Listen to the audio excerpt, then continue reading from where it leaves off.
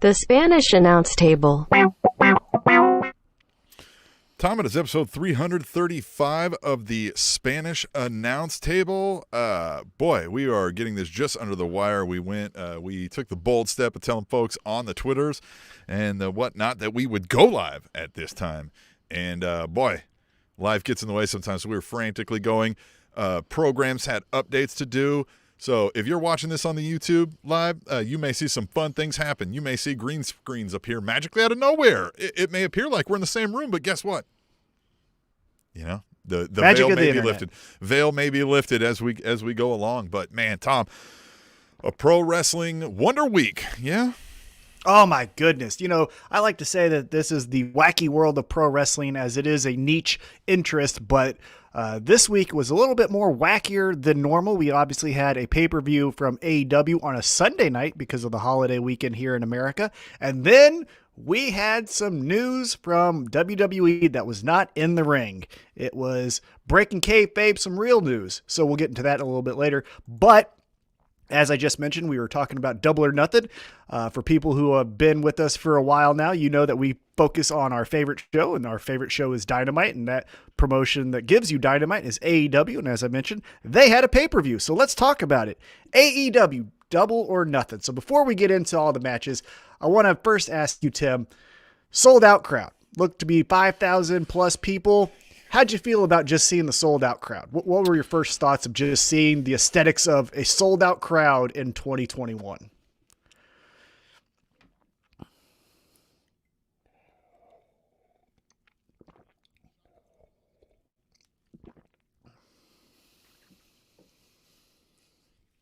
It got me excited at home. The energy that crowd brought to the event elevated all the matches to a different level than it would have been if it would have just been, 2 months ago when they were doing matches at half capacity. So I thoroughly enjoyed the atmosphere. Obviously, I wasn't there, so being kind of a selfish dick, they took the risk. So, they knew what was at risk when they attended a sold out event. So good luck to you kind of thing.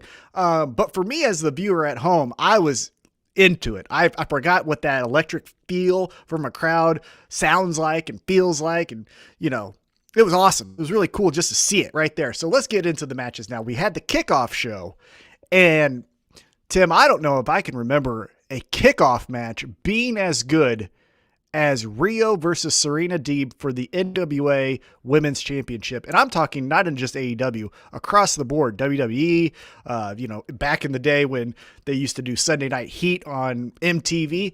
This was amazing. Serena Deeb picks up the victory, but Tim, what'd you think? Serena Deeb has quickly become one of my favorites in wrestling, women's wrestling, whatever you want to say. She has just been putting on performance after performance after performance. And I don't remember who I heard somebody mention it that like every time she performs, it feels like an actual contest.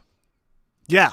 It does. She brings an authenticity to her matches, very similar to like Shawn Michaels' first title reign. If you remember, like after he beat Bret Hart at WrestleMania 12, and then he was taking on, Mankind. It felt like, well, I don't know. I obviously know it's a wrestling match, but are they really like trying to compete for a real winner to this? Like, are they shoot wrestling? And she brings that element to her matches, and the violence at the very end of this match, just shoving Riho's knee into the ground 37 million times. I mean, good God. Like, I know that we're trying to protect each other. I don't know how you can gently throw someone's knee into the ground as many times as Serena did to Rio. 37 million times, I think. Yeah, that was an actual, we don't fact check typically here, but Tom wanted to get that one right, and we double checked it before we went and watched the match back, and 37. You needn't watch it back to fact check the fact checkers. Right. But you double counted for me, right? I counted it first us. and then you did. Yeah. Hashtag trust us. Good call. Here's my question though about with the Serena Deeb Riho match. It was for the NWA Women's World Championship. And this is again where I don't know what we're doing. This feels like WCW when they would have NWA matches back then. So does this mean that Serena Deeb is now going to be the challenger for Brit Baker, as we foreshadow to that match here in a little bit. But what does that mean for her just to be the NWA champion on an AEW show, I guess?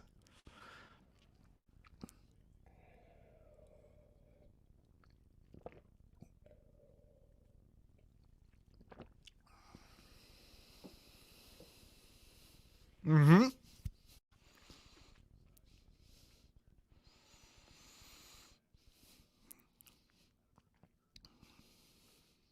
Mm-hmm.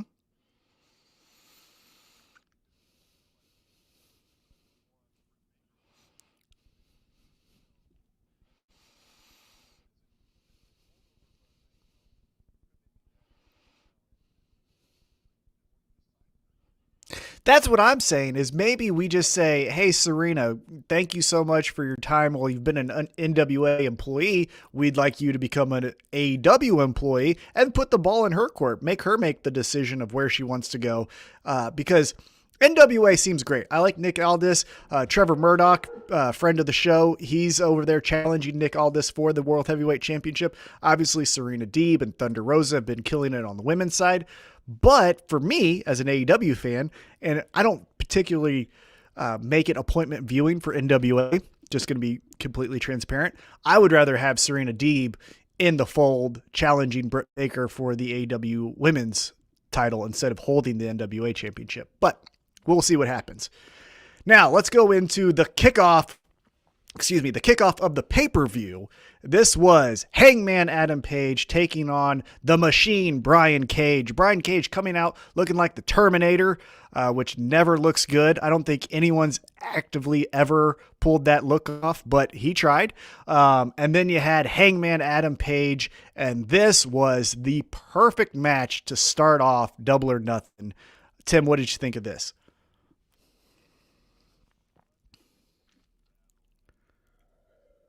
Styles, so it was unique to see how they go, albeit Brian Cage did wrestle more of the more modern style, if you will, which I like this. I like the spots. Sometimes these events where they're outdoor and you get that like sun's going down, crowds getting hot, like God, this felt great. Yeah, and I liked the storytelling of this. Obviously, the action was really good. Brian Cage is an action figure that can do all types of moves. But at the end, we had Brian Cage hit a big move, doesn't get the finisher, doesn't get the 3 count off of that finishing maneuver. Hook and Ricky Starks comes out. What a maneuver. What a maneuver it was.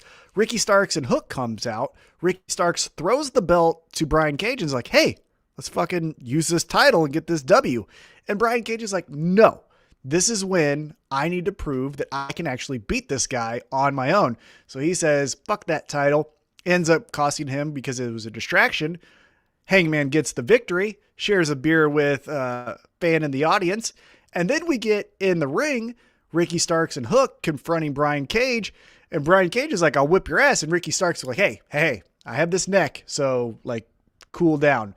And to Brian Cage's credit, because I think we are turning him babyface, not extra heel. He's like, all right, well then fuck out of here. And Taz was on commentary. He wasn't happy about the turn of events. So I'm interested to see 2 things. 1, where Brian Cage goes within Team Taz. And 2, if he leaves Team Taz, are we going to make this FTW championship a real thing in AEW? Because does he going to just say, hey, I'm not part of Team Taz. This title is fake too, so I'm retiring it or, throwing it to the wayside? Or are we going to say Ricky Starks is going to challenge Brian Cage for the FTW championship? I wouldn't mind that, and I think AEW could find a deal. Obviously, who knows what their willingness to work with folks are. I mean, Taz will be all over that like, hey, I'm getting a big chunk of this profits if we're using this as merch and whatnot, but it could stand to make money via that reason.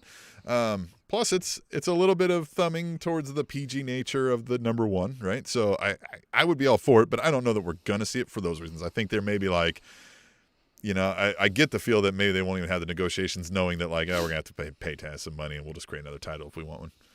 Yeah, I'm curious to see, because he's the title holder. It would be different if it was Ricky Starks who was doing the babyface turn and he was leaving the group, because then you could just say like, well, you're not even the FTW champion. My guy Brian Cage is, yada, yada, yada. And we're going down that route. But he is the champion. So now does Powerhouse Hobbs jump in there? Does Ricky Starks get in there? I'm very interested, as people who are tuning in right now know, we're doing this on a Thursday night. And because of the NBA playoffs, Dynamite is Friday night, so we'll see the fallout from this match. Well, and those of you tuning in right now, understand the chat is open. Feel free to chime in with some thoughts. You want to tell us how great we are. We understand that as well. Sometimes you can't wait. Send it in an email later or whatnot. And more on that later. We got some emails, Tom, and some tweet tables. Fun ahead as we continue through our AEW review here. Recap. Yeah, so now let's get into the AEW Tag Team Championship match. Jon Moxley and Eddie Kingston versus the Young Bucks. Oh, this is when that crowd took this whole event to a new level. Watching Jon Moxley and Eddie Kingston walk out amongst the crowd with Wild Thing playing, it just made me... It was the first moment since fans have been allowed, at limited capacity back into wrestling shows where I was like, I want to fucking be there. Jon Moxley throwing the chair, standing up on the guardrail, Eddie Kingston laughing and jumping side to side and swinging the shoes. I was like, God damn it, that is where I want to be. That was the first time since we've done this whole stuff where I was like, I do not want to be home. I want to be there. I want to be at that event. Yeah, that would have been fun to be there. That was one that I think we'll remember for a while. This Double or Nothing card was, especially in caps of it, the middle got a little, droned out. But other than as we'll get there. But this was an event that I think we'll remember like, man, that was a cool time. Yeah, definitely. So then the Young Bucks come out, and I tell you what, Nick Jackson dyeing that beard, yikes. You look like a Dollar General action figure with the two-tone color. What the hell? Yeah, it looks like the Dollar General supposedly Rambo action figure. Yeah. Oh, God, it just looks so bad. Which maybe that's what he's going for, right? Yeah. Maybe because they're heels, they're like, we're leaning into this. We'll look more like an idiot, and they definitely did. But this was a fun match. I liked how the two styles clashed here because you had the flips and shits of the Young Bucks, but then the brawling style of Eddie Kingston and Jon Moxley. And this was a really well laid out match with highs and lows, and everyone I felt got their shit in, as they say. But the Young Bucks ended up picking up the victory. Tim, what did you think of the match? The match, I think, went on long for where they got to. I think, if you're breaking down a pro wrestling match, obviously that's not what the Young Bucks do.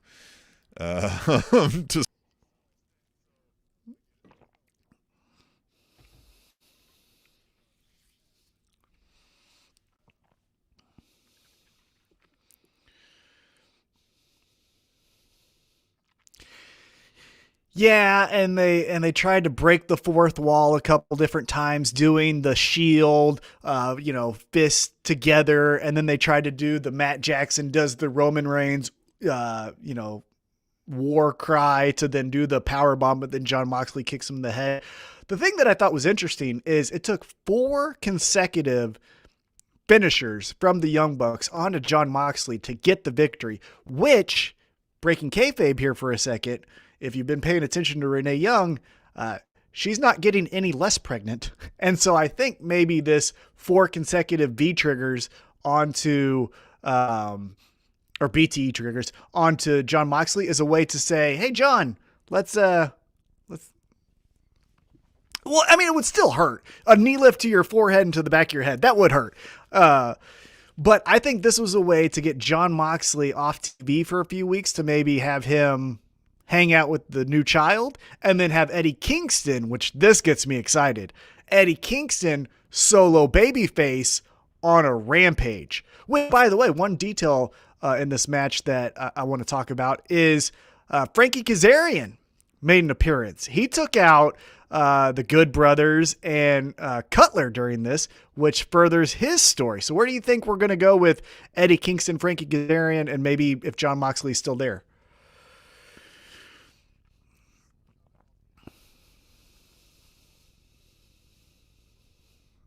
Mm-hmm.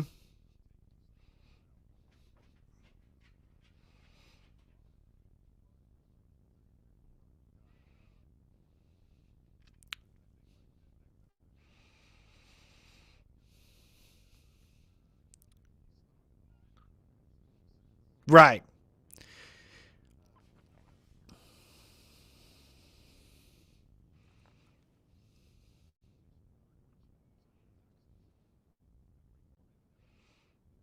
Mm-hmm. Yeah.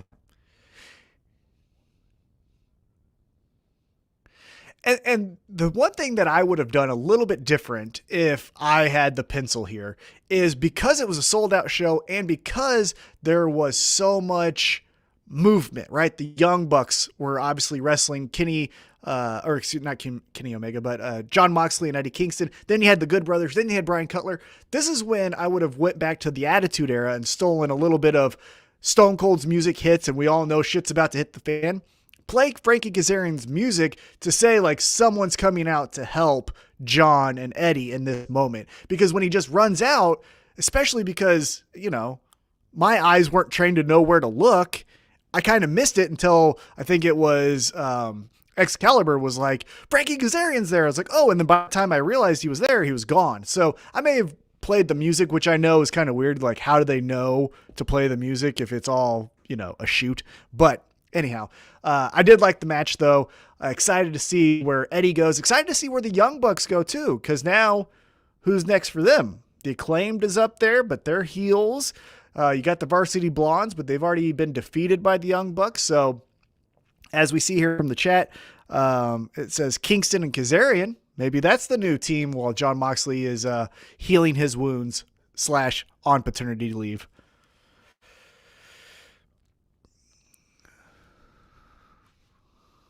Oh, you lost you. Okay. Well, then I'll just keep talking because you know what I love to do? Talk.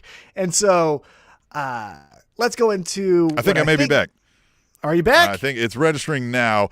Shout out to the Domo guy on the chat who you were just referencing there. Let me know. Hey, no sound coming on one of you guys. And I think it's when I bumped the mic. Never bumped the mic. God damn it. Never bumped the mic.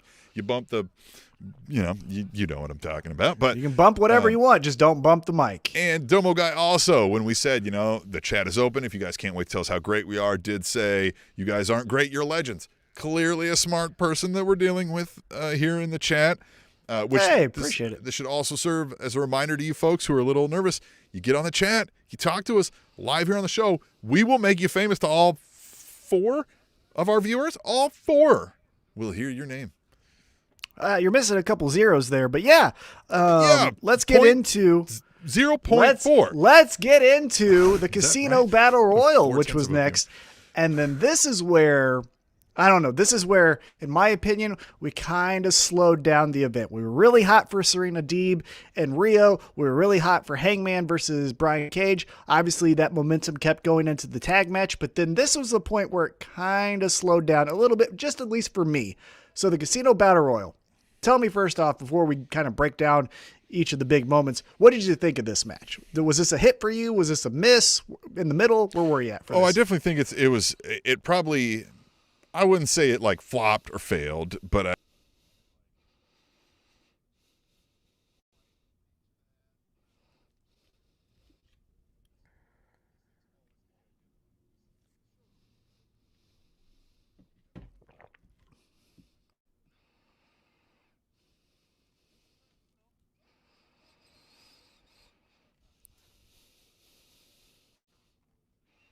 You totally guessed. You had no sound decision. You just were like, I think Jungle Boy. Right.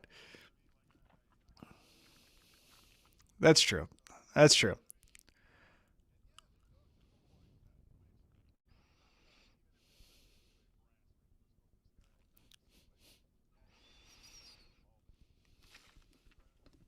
Oh, so great.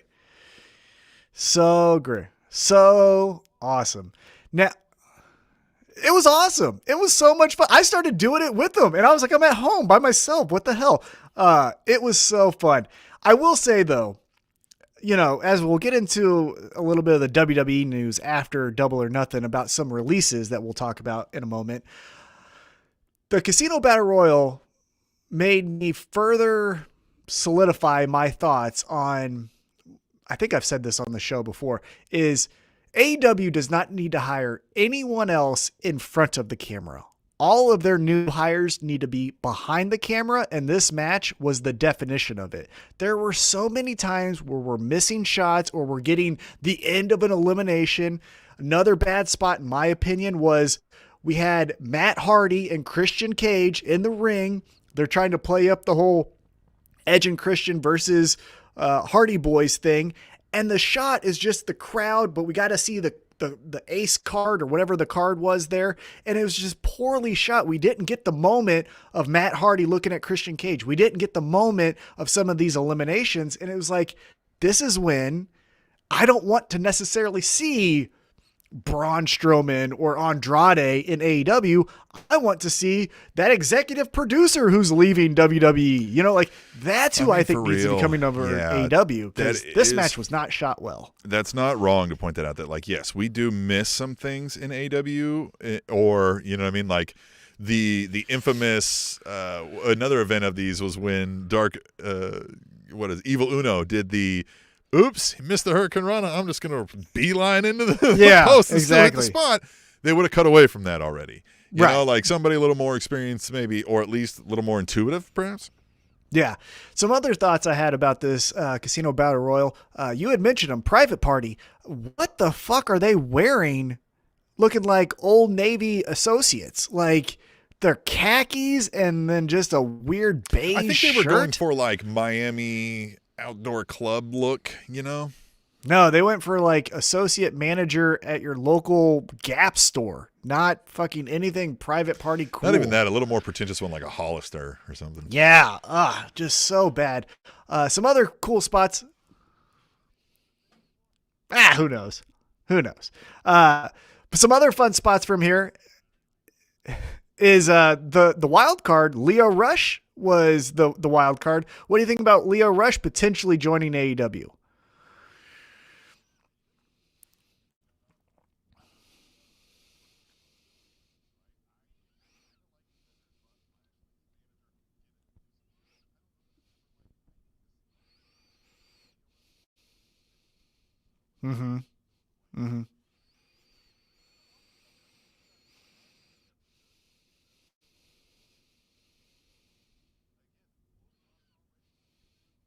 That's true. One thing that I did read post pay-per-view event is Tony Khan said I think he's actually going to sign with New Japan Pro Wrestling, and this was a deal where New Japan is sharing their talent with AEW. And if that's the case, awesome, right? Bringing Lio Rush every so often for an elevation, I believe so. I mean, that's what Tony Khan alluded to.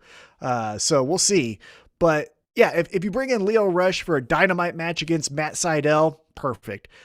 I think if you're going to have Lio Rush in AEW, even though I'm not a fan of more belts the better, I think that kind of makes your storytelling diluted a little bit. I would say that I think maybe we need to have a cruiserweight or an X division, some type of championship there where we can get some those high flyers going in AEW.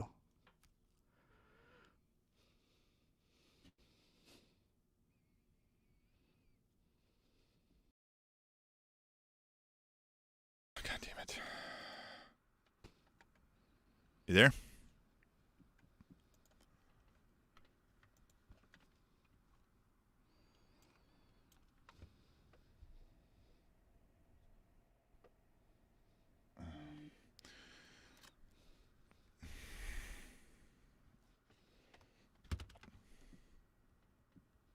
Keep talking, dude.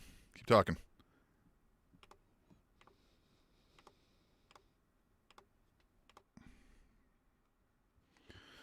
All right, so let's move on to the next match of the night as we keep going here. Sorry for that delay.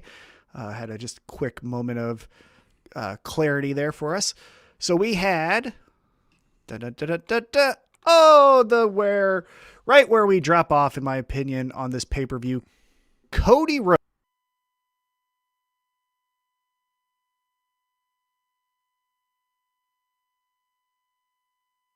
Recording in progress. Coming over here to America. How dare he? Cody Rhodes versus Anthony Ogogo. This was, in my opinion. Tim, what did you think?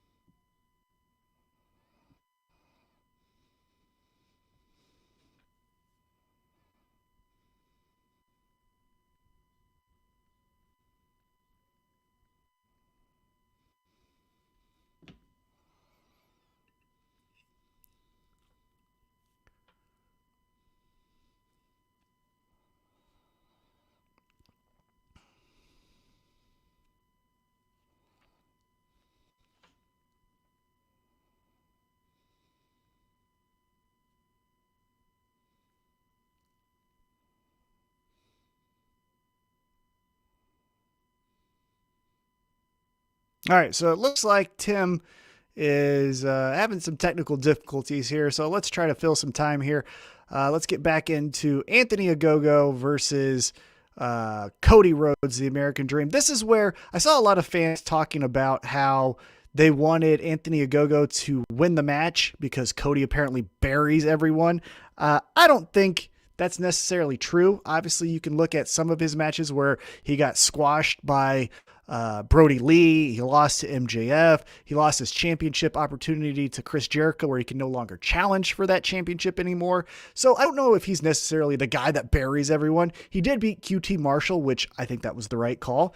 And in this match, I didn't mind that Cody won the match, but I think I would have rather had something to where Anthony Ogogo looks good leaving the match. Because when you go into the match with Anthony Ogogo as the heel and he just loses and Cody says, America first, Memorial Day, right? It's like, okay, but then what are we going to do with this guy? You know? And again, Anthony losing is fine because he had 2 matches. You're not going to push him to the moon and have him challenge Kenny Omega next month. So he needs to get some reps in and build out his character a little bit. But if you would have had Cody win, and then as you know, Cody Rhodes has the American flag, in his hand, waving it around. Then you have Anthony Ogogo attack him from behind, hit his finisher, stand over him, and then leave. Now we make Anthony Ogogo look a little bit better coming out of a match where he took a loss on a pay-per-view. Other than that, though, this was kind of like what Tim was saying earlier. This is where we kind of fell off, in my opinion, with the whole momentum of Double or Nothing. We kind of started to say, you know what, let's just taper down the expectations. And even though Cody is a major star, this was kind of a filler match for him and his character, I think. So interested to see where he goes from here, because obviously now he goes back to the American Nightmare, not the American Dream. But Anthony Ogogo, I don't know where we're going to go from there, because we're going to get sorry, Tim is having some technical difficulties here. We're going to get some good night. I do not know what's happening. Sorry, guys. I'm losing my train of thought here. Let me quickly... there we go. Tim, are you there? I cannot hear you, Tim.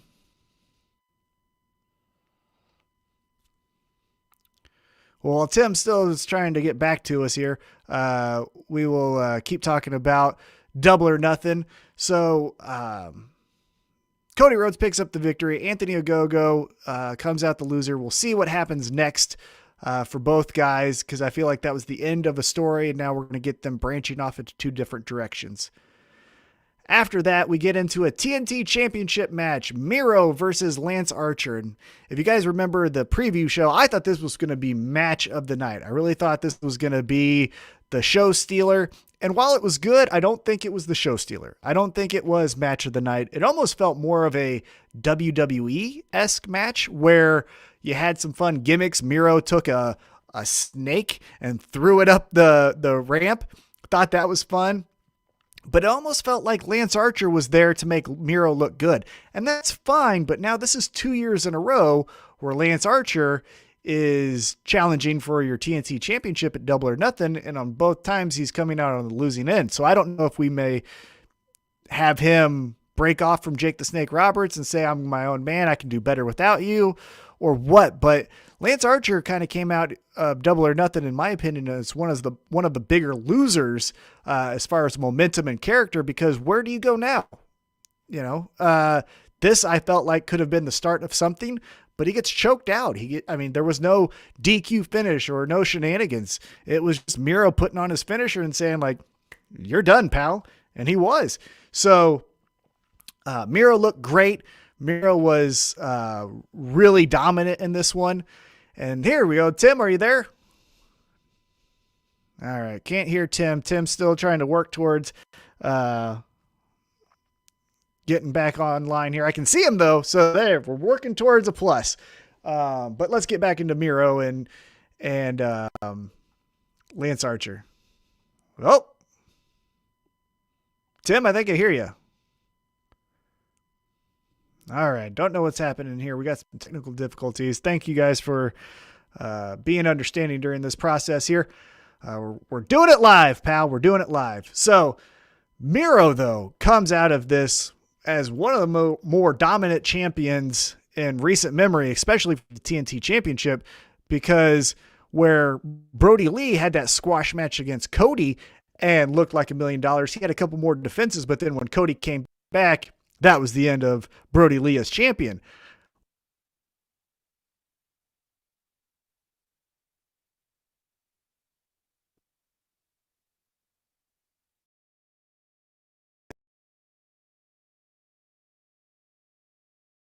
A baby face like Jungle Boy.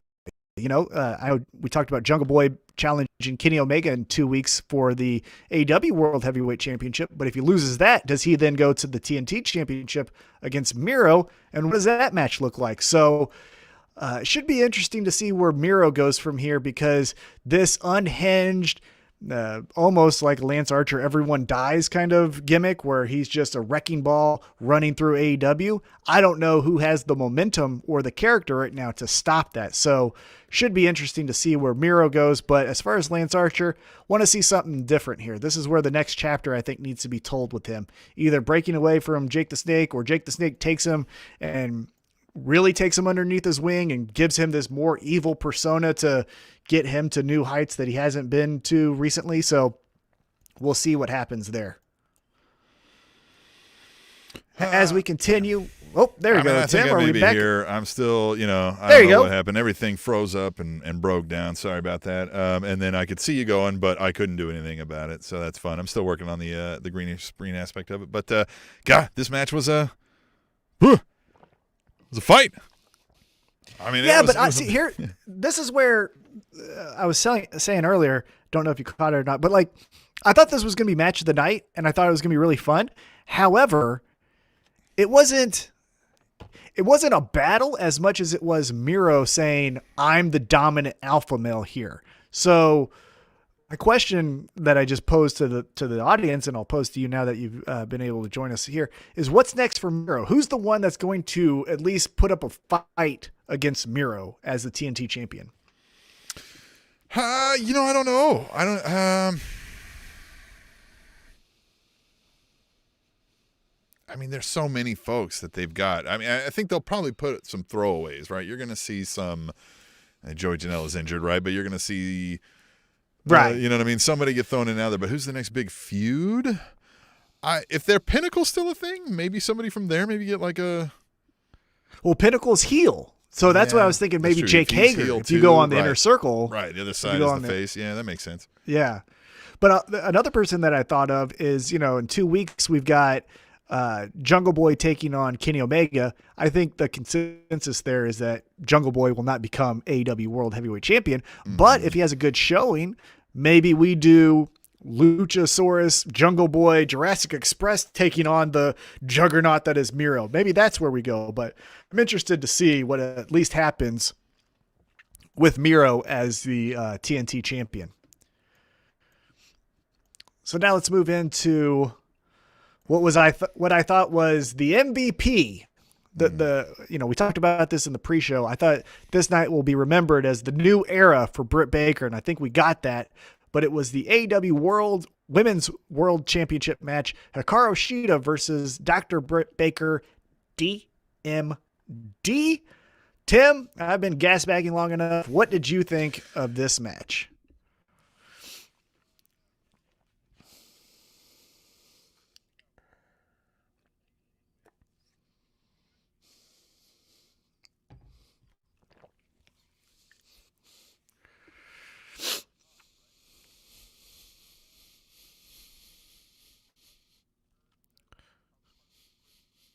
Mm-hmm. Yeah, this is where I'd mentioned it in the TNT Championship match. From a character perspective, I thought Lance Archer was a big loser as far as what he does next, where his momentum is, evolution of his character. And I think the bigger loser than Lance Archer was Hikaru Shida, because she came in here on the heels of the Dynamite controversy, which, breaking kayfabe, Spanish announcer made fun of her accent. He gets fired. That causes some controversy in AEW outside of inside the ring. But she comes in here, looks like $1 million with her get up and her gear, has another fantastic match, but then just loses, taps out too. It wasn't because Rebel, hit her with the crutch or anything like that. She just tapped out to the lockjaw. There was no double turn, nothing. So now we get the pop reaction for Brit Baker, which is fine. But I thought if you knew that going into this match, that everyone's going to be doing the DMD and we love Brit Baker, let's do the double switch. I know it's hard to do, right? Not every match you can just do the double turn, but let's make Shida then the heel and do some heel tactics to then Brit Baker gets the lockjaw, gets the victory, and now we're cheering her because it makes sense. And then Hikaru Shida can go like, hey, now I'm desperate. I lost my title. Now bitches are getting fucked up. I got my kendo stick. I'm hitting everyone in the back. Something. But it just was like, there went Shida. Shida's gone. Bye-bye. What's next for Brit Baker? Hey, the pretty girl's walking around. Let's go talk to her.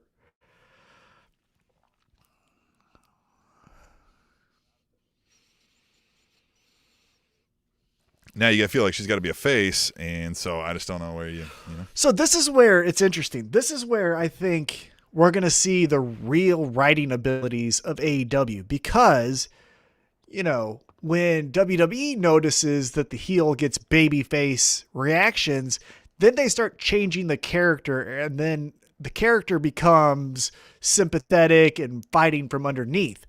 I don't think that works for Brit Baker. So what I hope to see from AEW's writing is that Brit Baker still stays as the DMD.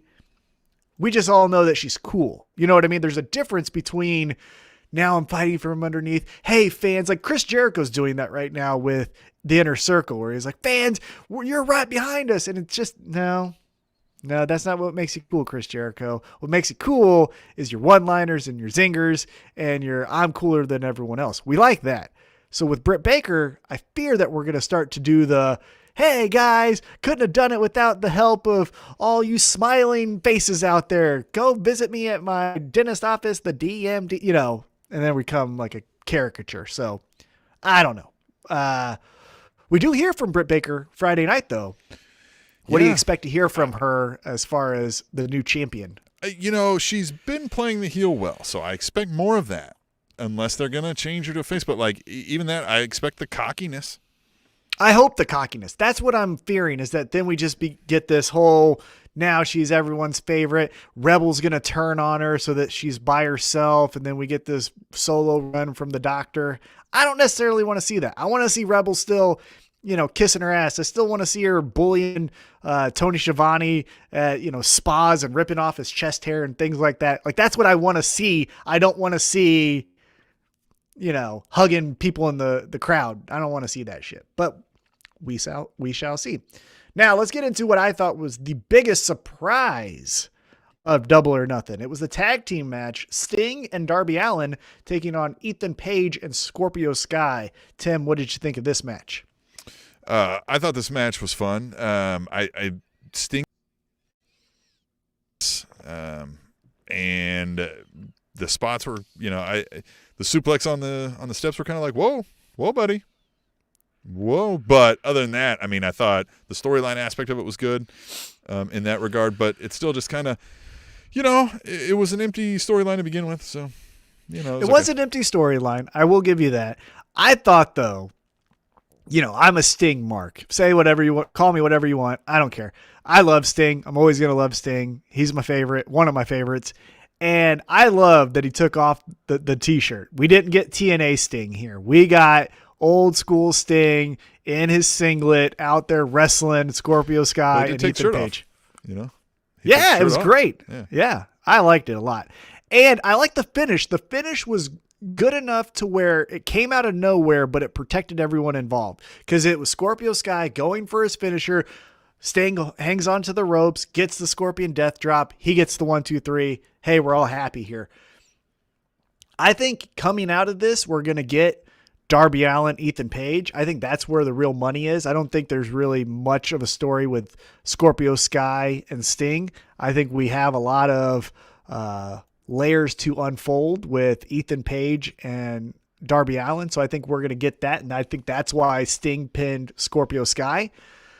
But I am hoping for what a great performance from Sting. Now, hey pal, why don't you hang out in the back for a couple weeks? You know, I don't necessarily need to see like I do Chris Jericho every week, and I don't even need to see Chris Jericho every week either.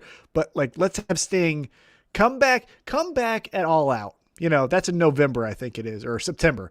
Let's have you come back then. But for the next couple months, just chill. Just, you know, hang out. Yeah, just chill, hang out. You know, maybe if you got any tips on, you know, doing a live podcast without problems, you know, we'd hear you on that because, you know, we could use some help on that as it seems. But yes, I agree with the Sting.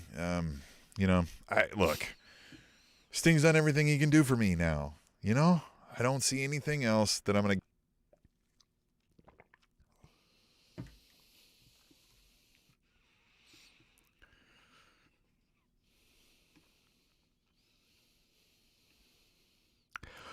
Well, I want to just see Darby Allin go out there by himself. We don't see Sting until we need him, right? He almost becomes Batman of AEW, where Darby Allin, let's say, he picks up some more victories. Then he says, you know what? I want that TNT championship back from Miro. Miro, maybe then by that time, has some goons of his own, right? Maybe it's a Kip Sabian that jumps in Darby Allin's way, someone like that. And then during All Out or whatever the, you know, Full Gear, whatever the pay-per-view you want to pick is, then we see Sting come back and say like, hey, Darby, I got your back. But I don't want to see him in another feud by himself. I want to see him make me miss him, you know, less is more with Sting, I think, especially at his age. So now let's move into one of the best matches, Tim, I'm going to say obviously of this year, but maybe of all time. I was so thoroughly impressed by the AEW World Heavyweight Championship match, Pac versus Kenny Omega versus Orange Cassidy. This was out of this world awesome.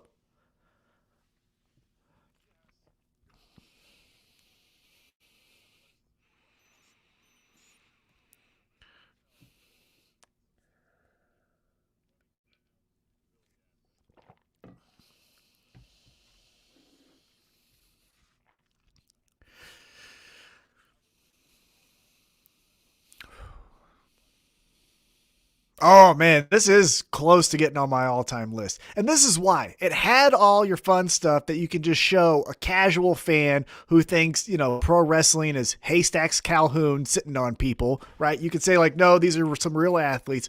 But to your point, it did have some moments where we're going to hold the hand and run up the turnbuckle and jump off the rope and all that kind of stuff. Right. And yeah, that's not great. However, the part of this triple threat that put it over the top for me is it had all the character spots for each person that got them over.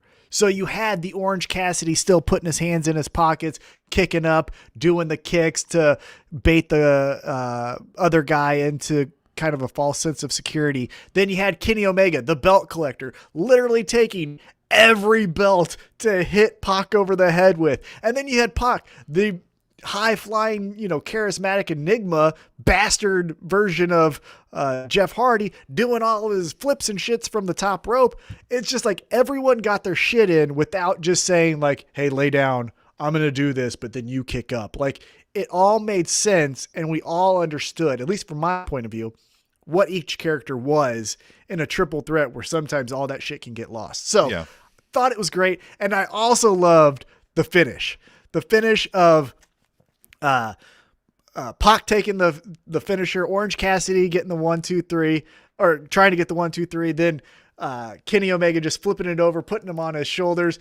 Kenny Omega gets the 1, 2, 3, takes the belt, says, "Get the fuck out of here. Bye-bye, motherfucker. Bye-bye." I loved it. I thought it was just a great sneaky way of getting in, getting out.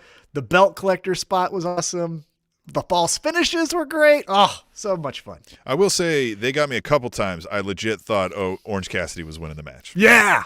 Oh, my God. Some of those. I think it was when Kenny Omega or no, I think it was Pac hit his finisher on Kenny Omega, and then Orange Cassidy threw Pac out the ring and then was going to do the 1, 2, 3. That spot, I think, if I remember that correct, again, we don't fact check here, but that false finish got me, like, I almost texted you, like, what the fuck? But so much fun. For a match that I kind of thought was going to be a throwaway, they put all the effort into. Applaud them 100%. Loved it. Now let's move into the main event of Double or Nothing. It was the Stadium Stampede match. The Inner Circle taking on the Pinnacle. Tim, I want your thoughts. What did you think of this? Interesting. I was wondering, I think we talked about it on the show enough that, like, where are they going to go with this? They can't go comedy like they did before, given this storyline. It'll fall short. So how do they get more serious, which I think they did, but they also had some kind of neat moments, right? They had the chairman in the chair room, right? They had, a couple little things like that stuck out.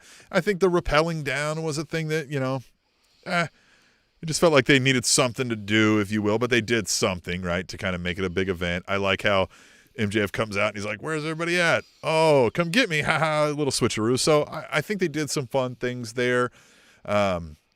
Boy, it will be hard maybe to stretch these out every year, right? To get enough folks. So I think maybe if you hold this for like a big time blow offs, not every year, but I mean, hey, look, even if you force it, it's a media darling probably, right? You could be like, look, they had a fight in a football stadium. And then you got Urban Meyer being like, that's what I was going to say. Right? They got their viral moment on ESPN and Fox Sports 1 and all of those things with Urban Meyer just showing up. And I think it was Charlie Strong throwing footballs to Chris Jericho throwing that at MJF. And then they use the computer over MJF's back.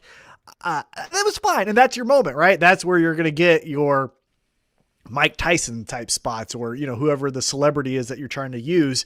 And so they did that well. And, Urban Meyer, I think, played along decent. He didn't look out of place too much. I agree with you, though. This is going to be hard to do every year. If we're going to say Double or Nothing is always going to be the Stadium Stampede match, because we did comedy the first year, and that was really good. We got more serious this year, but was still some comedy, right? Urban Meyer was in there, the chairman thing where he's sitting there with all the chairs around him. That was fine too. But I will give them credit where I talked to you about this off air, I think, where I said, man, your first show with fans and your main event is going to be a pre-taped match, not in front of fans. They identified that and they brought the match to the ring. And so I thought that was good. And I also thought it was really interesting. Sammy Guevara picks up the victory here. He does the 630, double inverted backflip, whatever the fuck it's called, spot of the night. Called that. Yeah, sure. On Shawn Spears gets the victory. Really cool storytelling there because he was the one that surrendered to the Pinnacle when MJF was threatening to throw off Chris Jericho from the cage. And then here he is picking up the victory. So thought that was some cool storytelling. What'd you think of the finish? The finish there, I like all of what you're saying, right? And that it's Sammy, it centers around Sammy. So we get a move.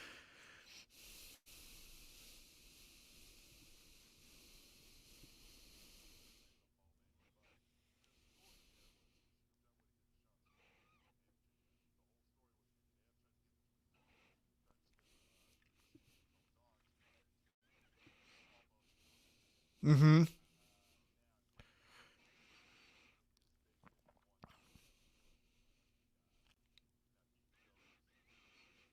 Right. I think that's what they're going with is hey, I didn't lose the match. It was Shawn Spears who lost the match.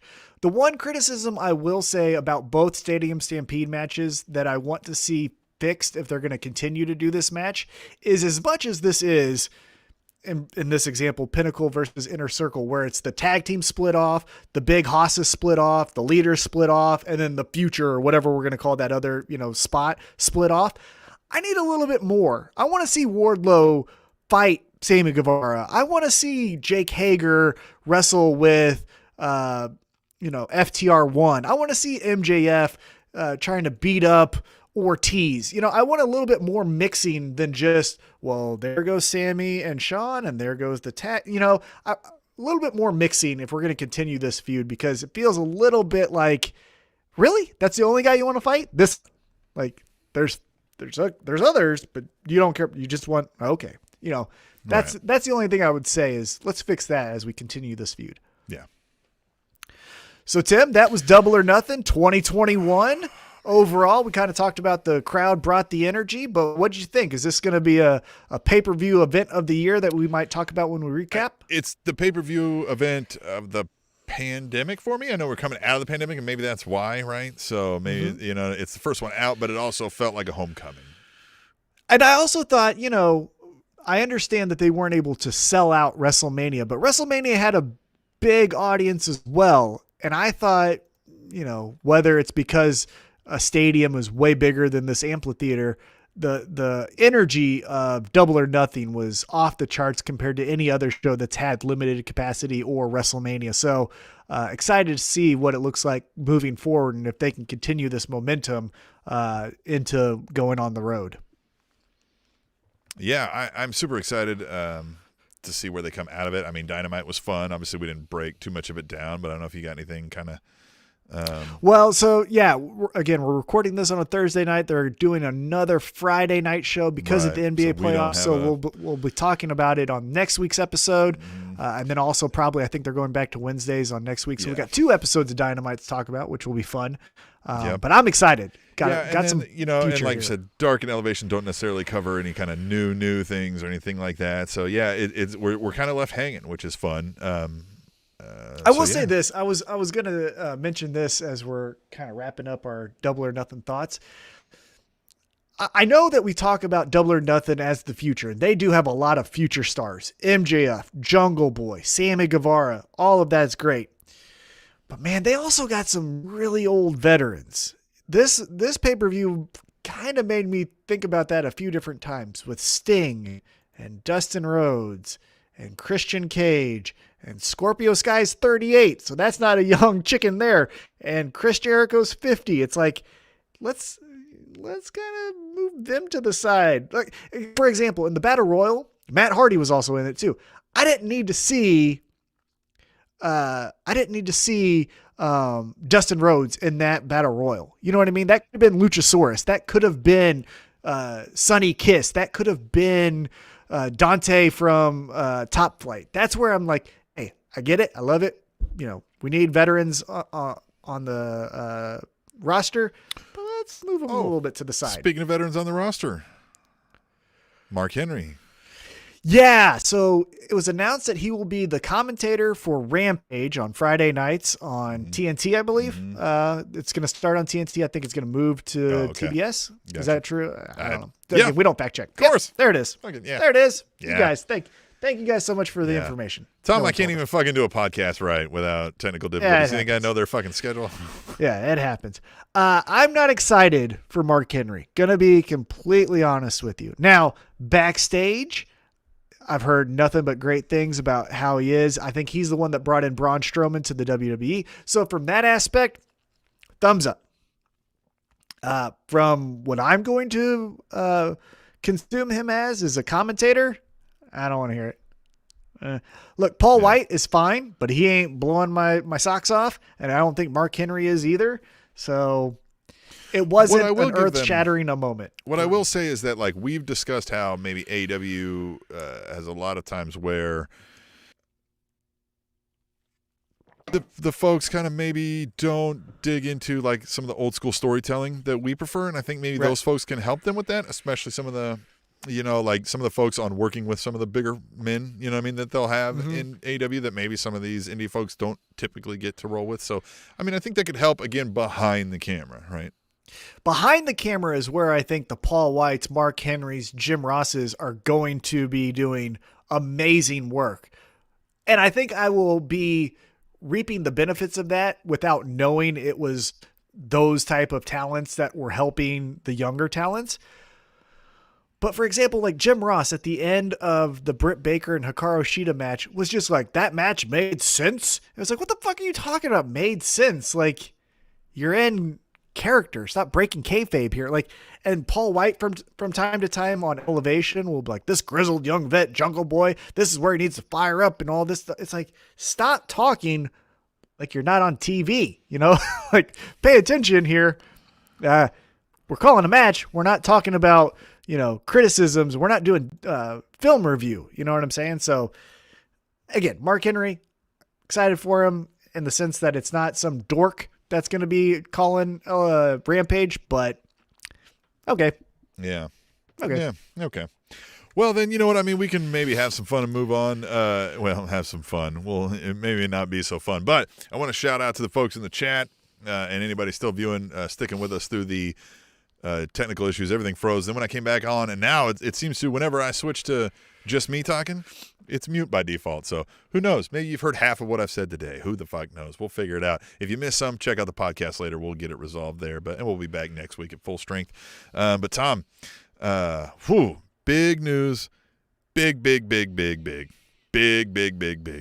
coming out of the WWE universe. There's a lot less of the WWE universe now.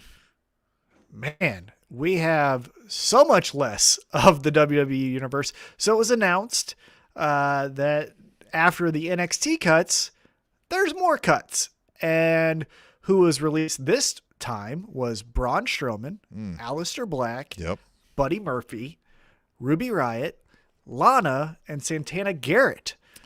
Now, some of those releases, I think, weren't necessarily shocking. And what I mean by that is, someone like Santana Garrett has potential, but isn't being used. Aleister Black, even though they had someone writing for him and they had a feud with Big E going, it still was kind of start and stop with him. So we don't know what happened there, right? But a main eventer like Braun Strowman, who beat Shane McMahon at WrestleMania this year and was in the title match for he was the spokesperson for bullied kids when he beat Shane McMahon. Yeah, and he was one of the guys that were like, hey, we're excited to get back on the road, WWE coming to a town near you. He was one of those guys that were doing those promos. He was the most shocking of the releases. The other guys and girls, I think, again, I didn't like that anyone lost their job, but I wasn't shocked of those people, but I definitely was shocked about Braun Strowman. So it's being reported, if you pay attention to Fightful Select or any of those Wrestling Observer type of reports, that Braun Strowman was cut because of budget reasons, because he re-signed a couple years ago at a pretty hefty price. And essentially they kind of didn't have anything else for him as far as like seeing him as a star. And so they're like, well, he's ran his course. We'll see if he comes back. What do you think about that? Do you think we see a Drew McIntyre type of, he goes away, becomes a star, comes back, and now he's, main eventing again? Possibly. I mean, look, you would think there's money in Braun Strowman, right? I mean, you would think it's there, but maybe they don't see it. Hell, I don't know. I mean, and maybe they just didn't know how to use it. I will say that he could use an indie scene or somewhere else. I think he understands what pro wrestling is supposed to be and how he's supposed to do it, but doesn't quite get it, if that makes sense. If I can, well, he's a WWE product, right? He was a power lifter who then just went into the WWE system. But so let's say I'm trying to teach you a concept of something, and you can understand everything I've said to you, and you go, okay, I if I do this, I get this. If I do this, I get this. But it still doesn't register. You still don't get it until you see something and think of it a different way, or somebody says one offhand comment, and you go, oh. So sometimes you can understand, but you don't personally get it, right? And I think he's at that stage where he still has the promo like this because he doesn't quite get it yet to just, look, you already appear that way. You already appear menacing. You already appear booming. You don't have to force it as the caricature. When you naturally feel it and turn it up, it will come across the way you're wanting, but now it feels forced and just not real. And some of that's writing, but some of it was also the way he's hitting the writing. So I think he could use, he doesn't know what wrestling is. He knows what WWE is. Yeah, that's what I was getting at. And that's really well said by you, because now it'll be interesting when he does have to go on the indie scene, whatever that looks like for him. And they say, okay, Braun, what's the match tonight? And he goes, wait a minute, what? What's the match? Well, fuck, I don't know. Someone usually tells me that. What? Somebody you don't have gets it? These hands. Yeah, is that what we're going to get from him? Can't say that, Braun. That's a trademark. And we go, oh, okay.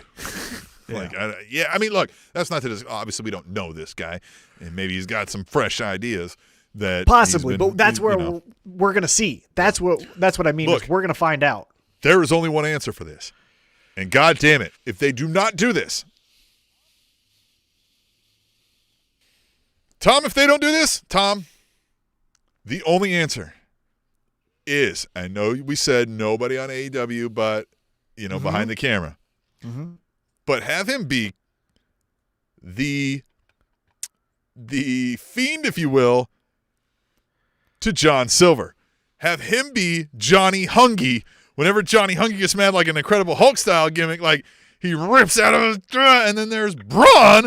Everybody's like, "Oh fuck!" and they go running out of the room, and he's tearing stuff up. And then think of the Snickers sponsorships, right? And then they give it back to him, and this little John Silver back in there, and everybody's like, "Dude, you almost lost it there.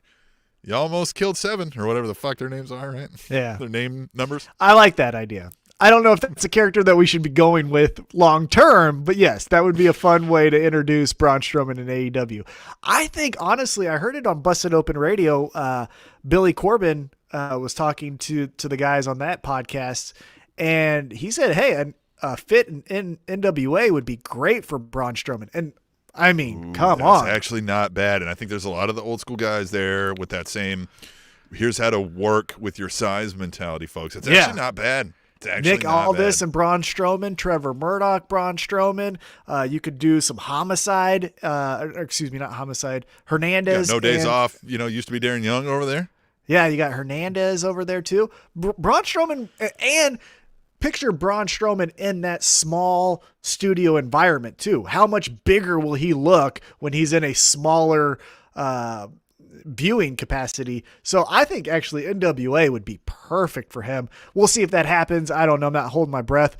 I think we will see him potentially. This is what I think with Braun Strowman as we kind of break down the rest of what we think and predict, because it's fun, because that's what us gas bags do. I think he either does a promotion like Impact or NWA, or, and I would not be shocked, we never see him again. I would not be shocked if he said, if he just goes and does movies and shit. Yeah. Guess what? I was a stuntman on a Will Ferrell movie. I got connections there. That's what I'm doing. Or he's the big guy. Look, if he calls Batista movies and gets some plugs in or whatever, and doesn't have to do the thing. Look, he's money. If you can't, as some sort of promoter or some sort of producer of something, make money off of a guy his size, you don't deserve to be in that business. Right. And so I would not be shocked if we might see Braun Strowman on a reunion show or, come up as a one spot in WWE, but I would not be shocked if we don't ever see Braun Strowman on a regular basis on a pro wrestling show. But I would hope, as being a selfish pro wrestling fan, we do see him. Again, I think perfect spot for him, NWA. So now let's talk about the other guys. Aleister Black. What do you think about this? He had a shirt pre-ordered on WWEshop.com at the time of his release. What do you make of this release here?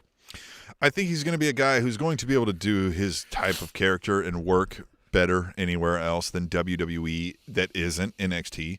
But, I don't know where. I mean, I don't want him in AEW. Right. I don't think. Nope. And so, again, we're talking Impact probably before NWA or like an ROH or maybe New Japan or something. But I think New Japan would be a perfect fit. I think the Great Muta, those type of dark characters where Tommy N, which is what he will go by again, I think he would be a great fit with the kicking style as well as far as in-ring. The look, I think, perfect over there in New Japan for Tommy N. Or Ring of Honor. I think Ring of Honor would look good there Dak for Draper him as well.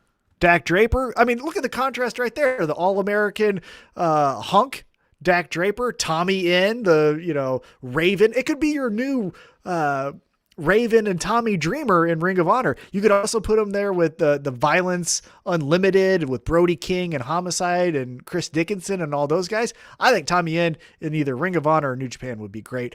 My question to you, though, is do you think Tommy N and Zelina Vega, which I do not know what her name will be.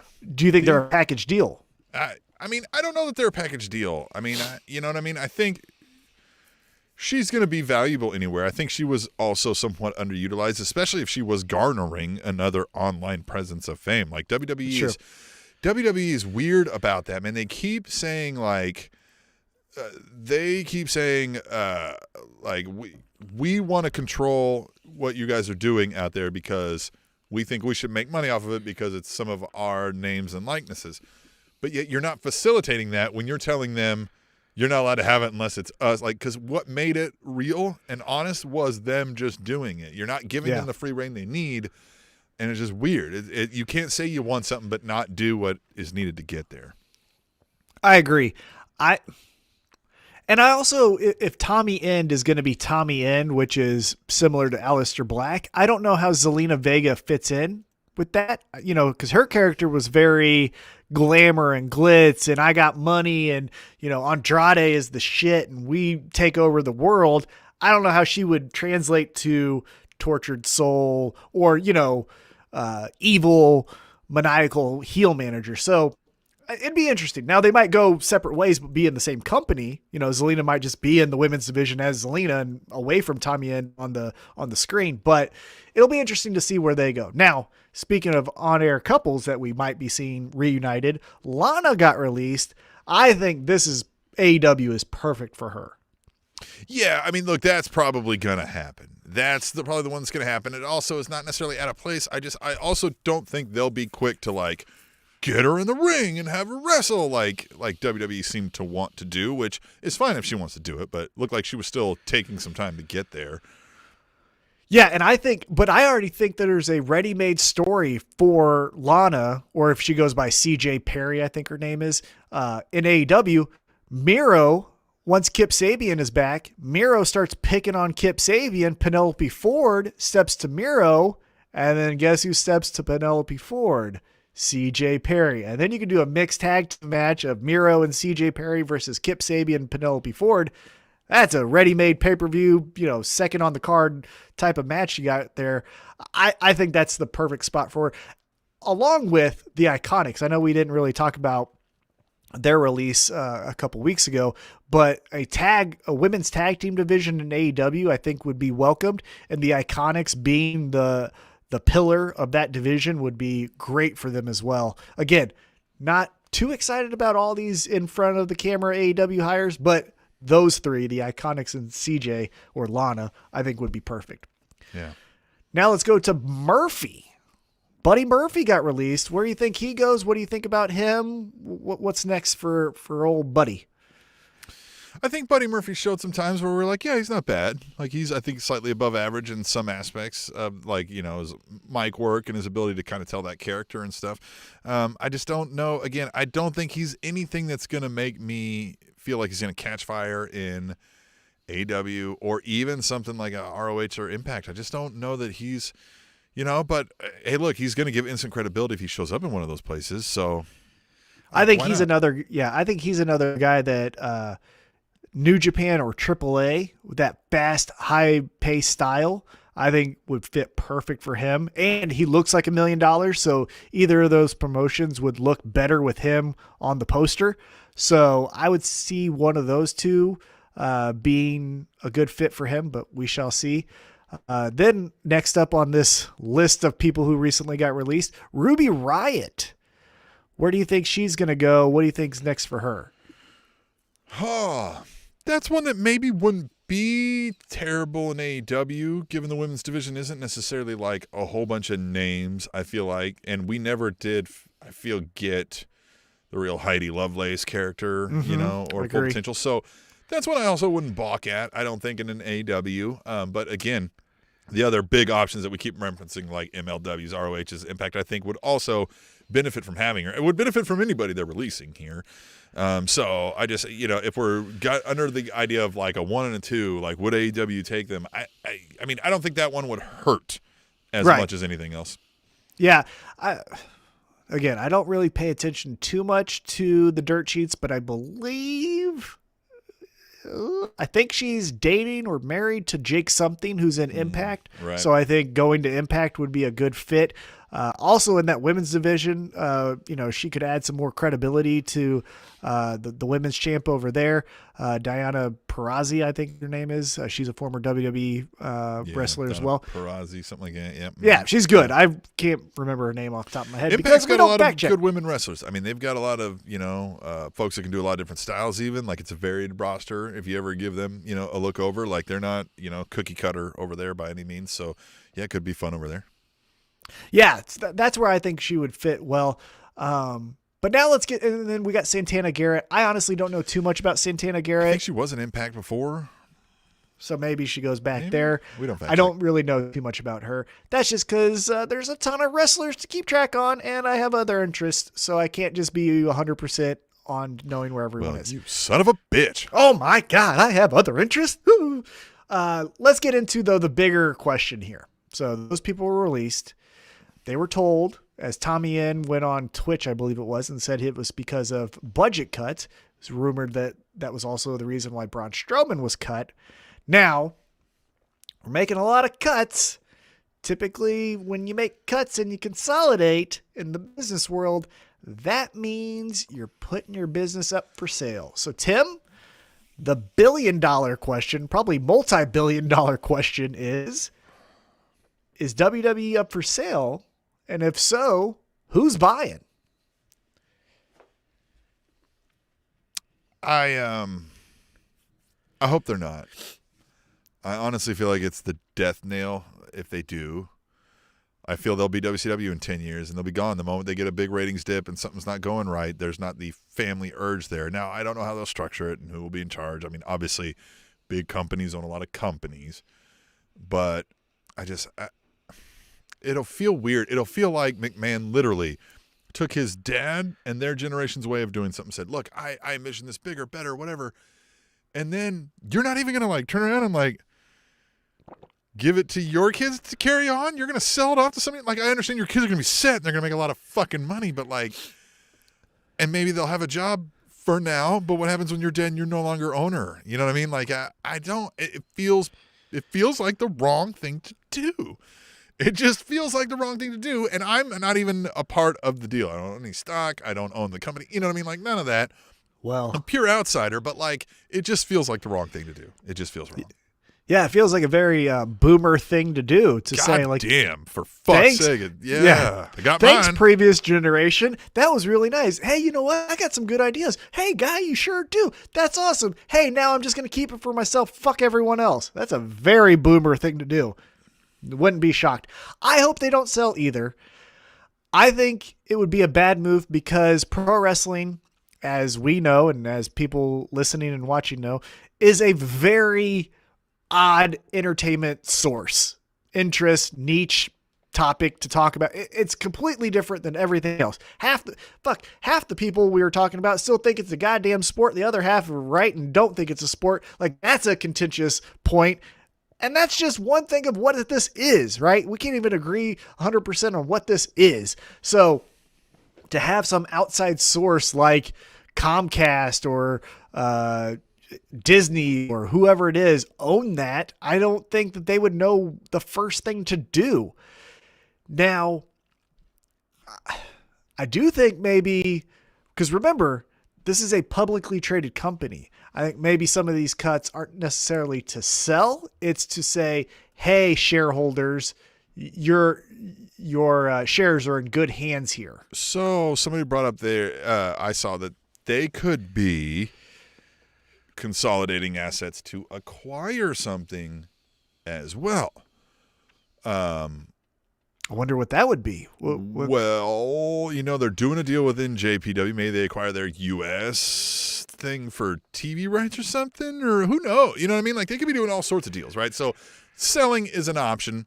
Selling more rights of certain things is an option without necessarily selling the company. There's all kinds of things they could be doing that we don't know about. I did read an article that a lot of these hires, they envision themselves more making a jump. And comic fans, hop in, chat, tweet the tables on Twitter. We don't know. But apparently Marvel was a fledgling brand a couple decades ago and has turned into theme parks, movies, You know what I mean? It is synonymous with pop culture in many respects, and they view themselves in a similar position that they could explode bigger in that kind of realm. And they might not be wrong. So, you know what I mean? This could be for some reasons of that nature. But, you know, they've hired some big-name executives out of the sports media world recently, and then Nick Khan also. And so, I mean, it could be not selling and more of a, hey, we're venturing into kind of new territory that any other wrestling company does, because they've done everything wressling companies can do, right? Uh-huh. Yeah, I mean that is an idea that definitely could take some momentum and really get people excited, because you know they're doing this A&E show where they're trying to get all the greatest treasures of wrestling history or WWE history, and maybe potentially putting a museum out. So obviously that's going to take resources and time and people. So maybe that is what we're doing here, is we're saying we're trimming all the fat. We're going to get back on the road. We're going to take all those profits. We're going to take those profits. We're going to invest into museums. And if we do a WWE theme park in Orlando in conjunction with Full Sail and things like that, that could be interesting. I would actually like that. The other thing I will mention, though, is... I'd go on the Undertaker roller coaster. Oh, wouldn't that be fun? Oh, you're in one, the right? graveyard. Yeah, like they have one of those rides at Disney, but yeah, like you're in a little graveyard and you're going around, ghosts are hitting you and stuff. Mankind comes running at you. That would be great. Or then Kane hits the fire. That's how it starts. That'd be fun. Man, I could actually make that ride. Anyhow, the other thing that I will mention about all these cuts is... I don't necessarily disagree with any of them. And what I mean by that is Braun Strowman did everything, and they treated him like the sideshow, and he was doing matches with Shane McMahon. Yeah, I would have. It doesn't scream future. Outside of Braun Strowman, probably have made those cuts. Like if you hired me on and said have to cut some people, I would have cut all of those people in that list. And Braun would have been one I would have been like, again, that would have been a money decision probably, because I would have been like, look, I could probably get it, but if I'm handcuffed on booking and how we're going to write it and shit like that, then cut him because he's not worth the money. You know what I mean? That kind of thing. Well, I will say, actually, I wouldn't have cut the Iconics. I wouldn't have broken them up first off, but I would have kept the Iconics as a tag team. Yeah, forgot about them. Yeah, other than that, all of these moves kind of feel like, hey, the writing team or whoever it is either took the chance and said, we ain't got nothing here in Aleister Black's case, or we've done everything we can in Braun Strowman's case. And not to be a dickhead. I don't want to be the podcast host who comes on and he shit talks to, you know what I mean, to have a hot take. But another reason they'll make these cuts, and again, I don't think they're wrong, is none of these people are going to show up on AEW, and a whole bunch of WWE only fans who maybe not even heard of AEW are going to go, oh my God, I got to start watching that, and I'm going to stop watching WWE now. Like, none of them. Not Braun especially. None of them. So, it just is what it is. Like, they can afford to cut those people because, look, even if they go and become somebody that's a huge star that we'll have to pay more when we get them back, at least they'll probably be worth more value when we pay them more to get them back. So, it's not wrong. I mean, I look, we can talk all we want about, like, workers' rights, abilities to you know, have social safety nets and whatnot. And if somebody's complaining about that end, all I can say is I urge you to go get involved in your electoral politics, and your activist communities in your community is the only way you're going to fix those sorts of things. But it is what it is now, and it sucks, and WWE can do that, and they are making a smart business decision in that aspect if they're not going to book in a better way that maybe Tom and I could or some other fans that, you know, but yeah. Well, and I think, you know, to that point of being scared that one of these talents goes over to AEW and makes this huge splash, I think they went through the biggest potential big splash move and they came out okay. When Jon Moxley appeared on AEW, that was a huge hit. That was a major star. And WWE's still making money. So I think they're like, okay, look, we survived. We're still doing well. We're still number one. So maybe it's short-sighted too. Maybe if you do a couple of these, then everyone tunes over to AEW. But for the meantime, they're like, hey, Jon Moxley or, you know, Dean Ambrose went over there. We're still making money. So fucking have Braun Strowman be, you know, big, strong man, and he can be over there too. You know, we'll be fine. So interesting. Yeah. Yeah, I agree. So then let's discuss a little bit of I mean, look, nothing when we're on the WWE side of things here, nothing too crazy sort of happened, right? I mean, look, SmackDown came and went, and I mean, the Uso saga continues. I don't think anything big happened there, right? I mean, I am excited. I will say I am excited, and I wish it wasn't just for this week kind of episode. And I hope that there's maybe a story that we start to tell. But I think it's kind of cool to see a tag team match of a father and son versus two brothers. I think that's kind of cool. That's interesting to me because, it's like a brother's bond is, never stronger. It's like, we're father and son. Usos versus Street Profits was a good promo showdown. Oh, fantastic. Yeah. And match was great. And I mean, I'm happy that the Usos are back. Are they? Well, are they? Yeah. Oh, are they? Yeah. But I mean, God, I forgot how good. They're the best tag team in the world. Yes. Look, 100%. I love AEW more than anything in the world right now. It's my favorite wrestling promotion since ECW. But the Young Bucks are not the best tag team in the world. It is the Usos. I am making a hot take here because I do believe this one, right? All right. If you told me, hey, out of the last, year to 2 years, you all day long, you're going to have to sit here and watch random matches, right? Random wrestling matches all day long. Can't get up, can't leave, got to watch them. And your options are you pick random Young Buck matches or random matches from the WWE Women's Division. I'm picking Women's Division left and right. Take it easy. I'm picking Women's Division left and right. Because fuck the Young Bucks, they suck. They are nowhere near the best tag team in the world. They're good. I will say they're good, but the Usos I think are the best. Because what I was going to say is if you even include Usos promos, the Usos promos are believable and intriguing and captivating. The whole gamut of what a pro wrestler is. And fun. Yeah, I think they're the best pro wrestling tag team. Back on the Young Bucks. We talked. Fuck them. We talked about the Young Bucks and how they're mimicking. They're so they did the shield thing, and they did the fucking Macho Man things, and they did the fucking struts, and they do whatever. They always mimic something, but cool. But it just sinks it in further. What would you do to do it back? There's the Young Bucks aren't anything but that. That's the only thing I can think of, right? Let's touch fucking fists over here in the air. That's it. There is nothing else because that's what they do. That's who they are. They're trolls. They're trolls. Yes. But going back to the Usos, I think the Usos versus the Mysterios has some legs to it as far as a storyline perspective goes, but I don't think that that's the storyline we're getting. We're getting the Roman doesn't like that the Usos are getting more attention than him, and I think that's where we're going. But I'm very interested to see Usos versus Mysterios on SmackDown tomorrow night. Mm-hmm. Hey, Nakamura with this new guy. What is it, Rick Boog? With the guitar? Why didn't we release Elias and just keep this guy and have him be Nakamura's dude? That's fun.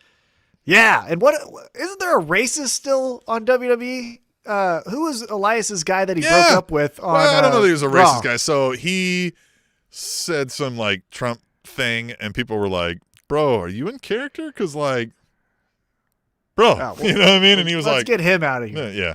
Mm-hmm. Let's get him out. Gunner. Whatever the fuck his name is now. Yeah, okay. Yeah, not Gunner. Yeah. But I like this guy. Jackson Riker. There it is.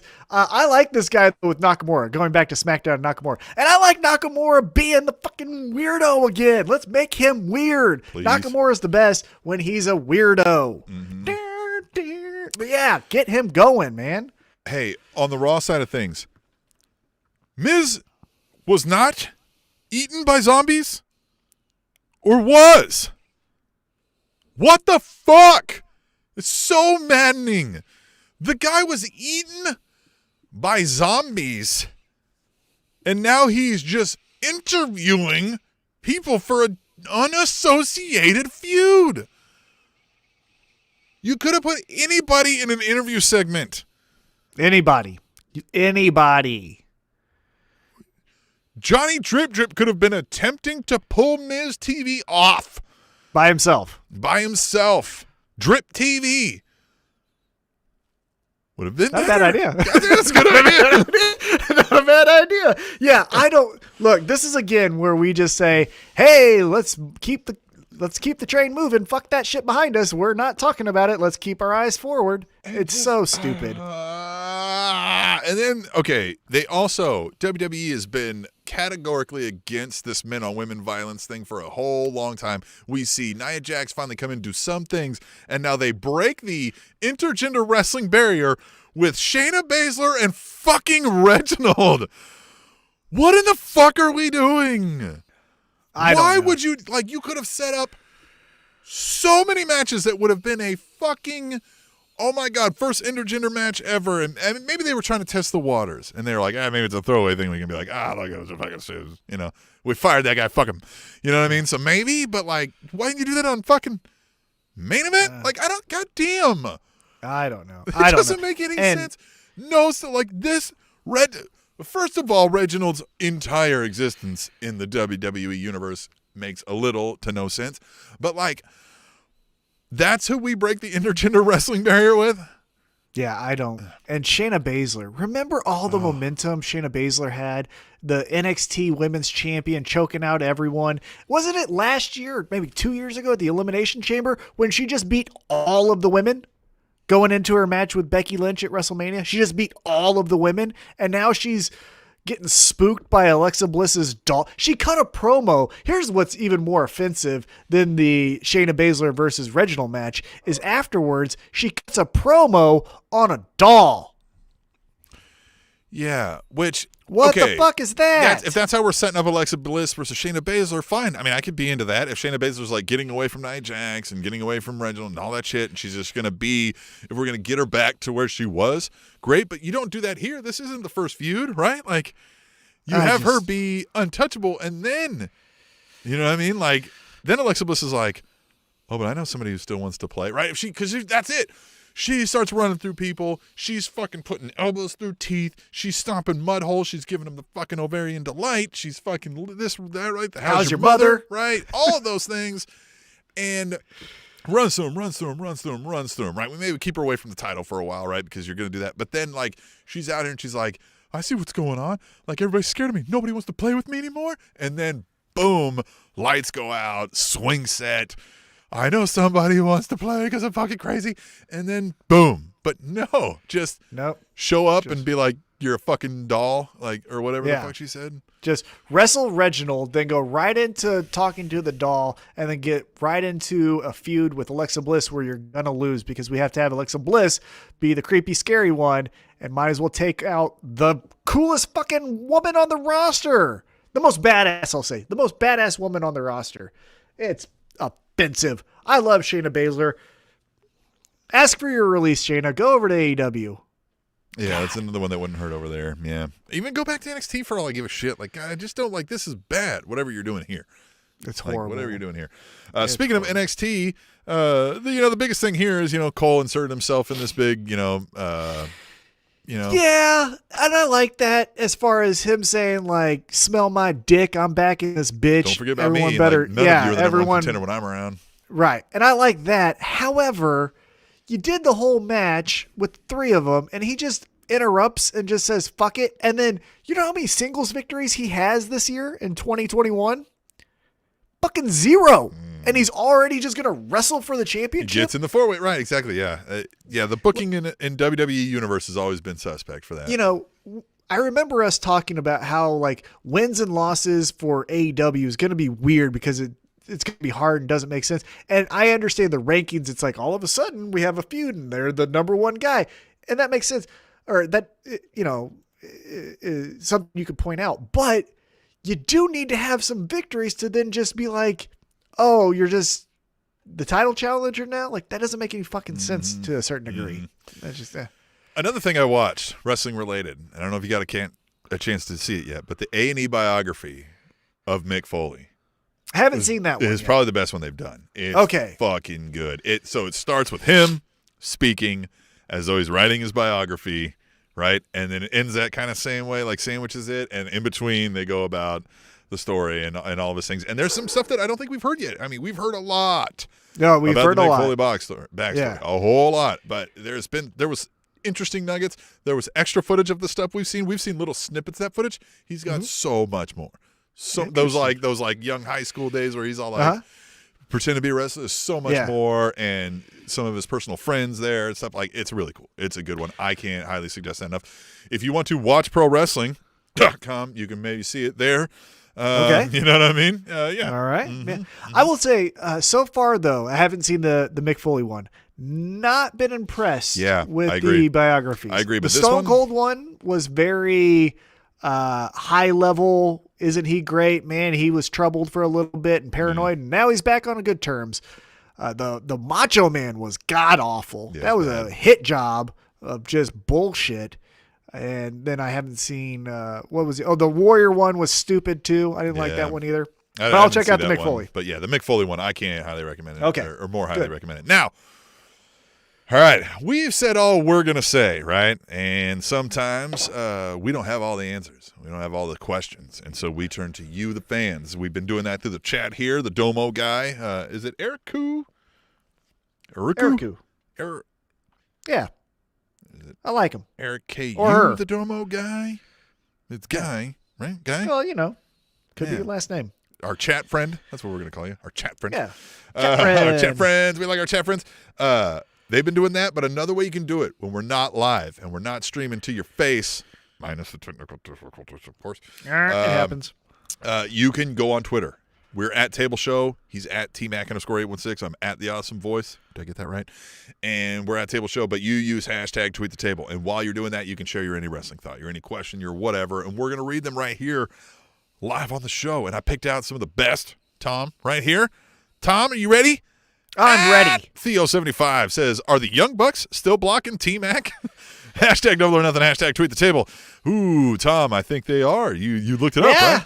Both? Yeah, they still have me blocked. So because it was one of them at first, wasn't it? It was Matt Jackson first, then Nick joined, and then Kevin Owens joined on top of that because they're friends, and then JBL for whatever reason blocked me too. So those are four I definitely know that still have me blocked. But good, fuck the Young Bucks. I don't need to like them. Kevin Owens though, that sucks. Yeah, I know that sucks. I like Kevin Owens, and he's friends with them. The Mount Rushmore with Adam Cole and the Young Bucks and him. I get it, all that, but. What the fuck am I going to get from a Young Bucks Twitter thing? A new bio? Eddie Kingston's a dork. New bio. John Moxley had pink hair. You're not missing much. I don't typically look at their Twitter much. Oh, hey, new bio. I got new shoes. Look, I spent money on shoes. Fuck out of here. Give a shit about that. Well, the Young Bucks are definitely not legendary, but you know who is?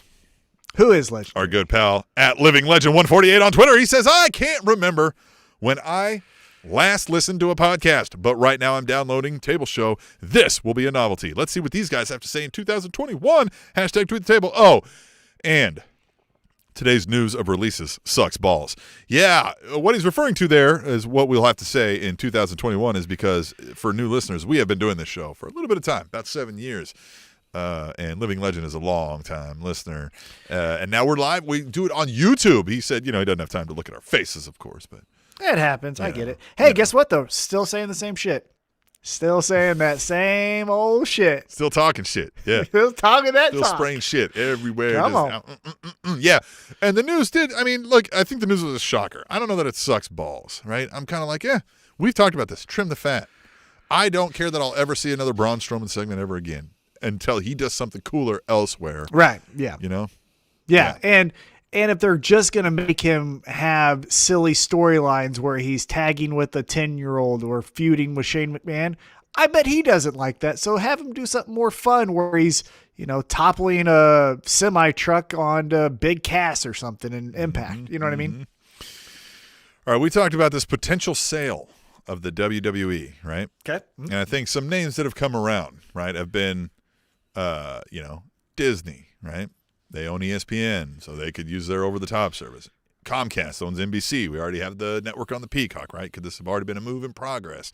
Things like that. Fox. But we got a suggestion. Yeah, Fox. We got a suggestion, however, that I had not thought of.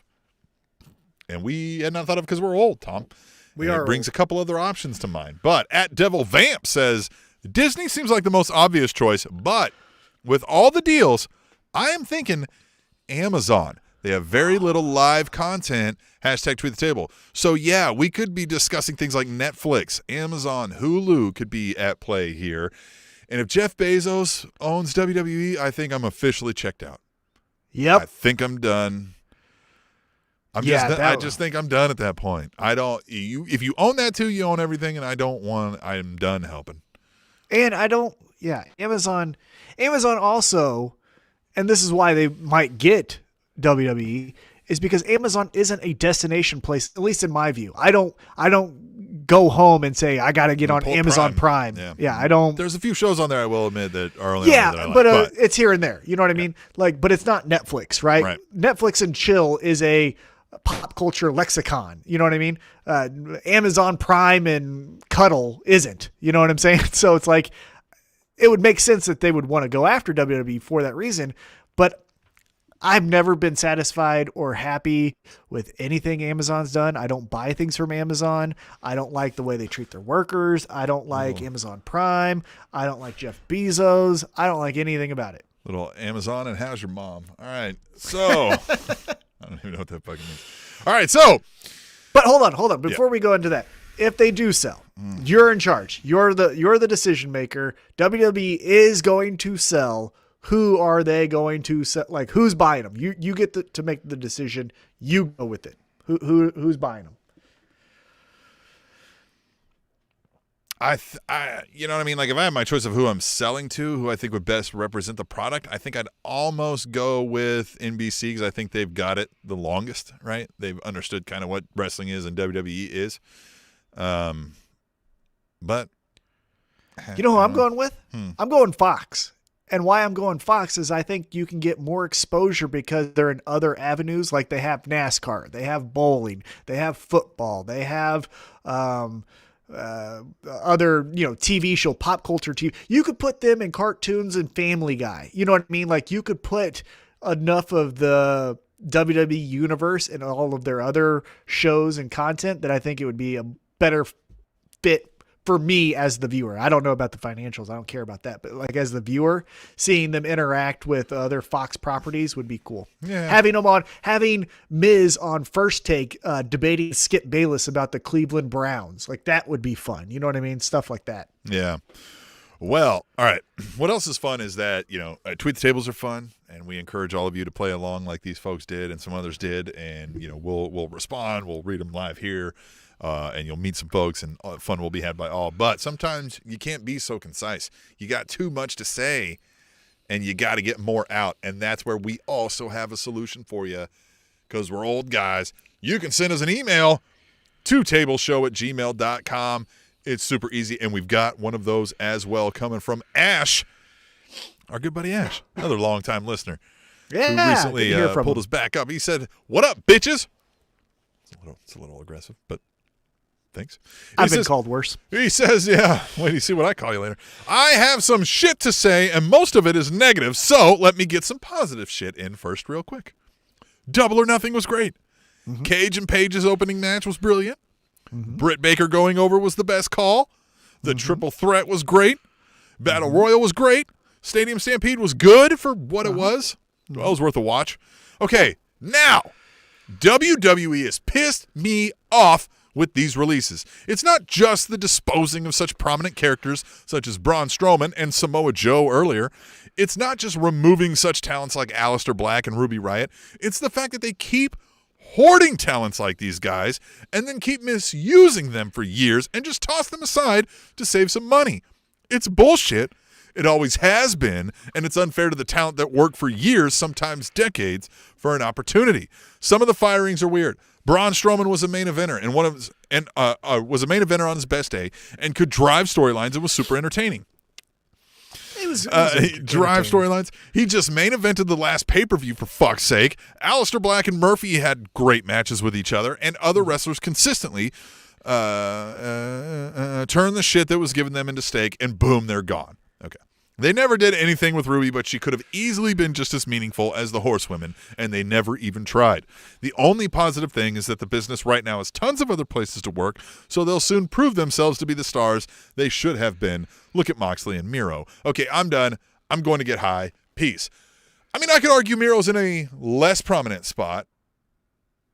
Yeah, but now he's in a more his trajectory is higher than it's ever been. Yeah. Since the I'm in a tank taking on John Cena at WrestleMania. He could get a world title run here, although I don't think he was necessarily too far off from ever being considered for that also in WWE. You know what I mean? Like, I think, towards the end, though, that's when he was doing the marriage thing and he was a sideshow and just getting made fun of.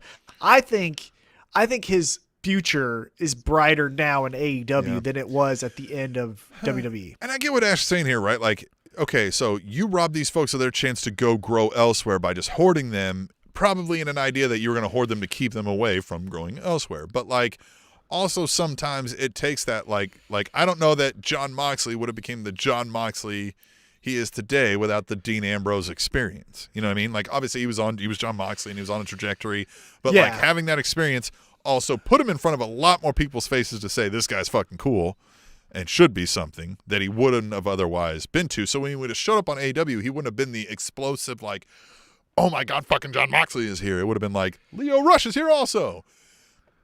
Yeah. Lio Rush also went to WWE, but you know what I mean? Right. Yeah. But what I think he's getting at, and at least this is what I took from what he was saying, is you know, the last 2 years, Aleister Black did zero. Nothing. But he tried. And as a human, you don't get younger. Yeah. So those 2 years are gone. Yeah. So I think that's what he means is like, hey, if you're not going to do anything, then you got to let me go. I think Black has even said, he's like, yo, man, they tried. They gave me every opportunity. We tried a couple things and I got to do what I wanted to do and none of it seemed to click. But instead of just going like, hey, let's give it another college try, they should have just said 7 months ago, 8 months ago, let's just end this now. And to some credit there on the flip side of this is like, yes, they gave you every opportunity to do what you wanted to do. And let's say what you wanted to do was like, let me try this room gimmick and see who comes knocking on the door. Well, it could have been somebody other than Cesaro who was, you know what I mean? I mean, Cesaro. Yeah. You know, like so right. Yes, there is an aspect of like, you let me do what I wanted to do, but you put it in the middle of the show with a, you know what I mean, and also ran. And so what are we going to do about it? I just think the disservice is if you are just going to keep them so that they're not going over there, a body doesn't get younger. And so if you're going to have them do matches on main event, then when they do get out on the independent circuit or whatever it is that they go to, it's like, well, I used to do that move, but I did it, the last 6 months over a main event and now my fucking back hurts. So I'm not going to do that. And like, well, what the fuck? That's what we brought here. You know what I mean? So that's where I think if you're not going to do it, let these talents, because you only have a shelf life of, A to B, you got to let them get out of there as quick as possible for their own health. Yeah, I agree with that. So, Ash, God, I love the email, and you two can do the same, and, you can also tweet the table. You can do both. You can do anything you fucking want. There you go. Do anything you fucking want. Right? And I think what we want to do is we want to get out of here. I had enough of these technical difficulties. Pissed off to start the show. I was all excited, and then got all pissed off. It's just like a fucking episode of Raw.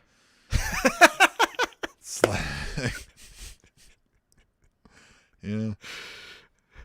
Yeah. All right. Well, then we'll leave it at that, and we'll fucking get out of here. We'll just fucking take this break and say until next time. Hit us up on Spanish Announce Table in the chat, and yeah, I don't know. Fucking talk to you soon. Yeah, later.